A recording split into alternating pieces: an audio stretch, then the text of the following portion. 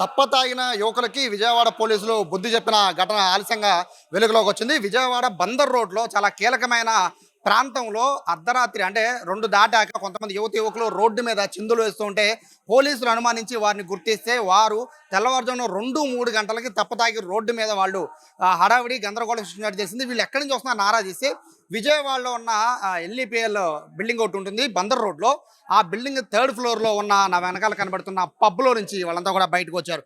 ఒకరు కాదు, ఇద్దరు కాదు, వందల మంది తెల్లవారుజామున 3ంటికి 4ంటికి బయటకు వస్తున్నారంటే పబ్బులు నడిపే విధానం ఏంటో అర్థం చేసుకోవచ్చు.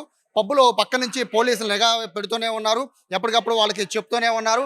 పబ్బు టైం దాటాక ఖచ్చితంగా నడపద్దని చెప్తూ ఉన్నారు. కానీ ఏ పబ్ అయితే ఇప్పుడు మనకి విజువల్స్లో కనబడుతూ ఉందో ఆ విజువల్స్లో కనబడుతున్న పబ్, ఆ పబ్బు తాలూకా లోపల జరిగిన ఇన్సిడెంట్స్ మొత్తం ఇప్పుడు సీసీ కెమెరాలో సీసీ ఫుటేజ్ ద్వారా బయటకు వచ్చాయి.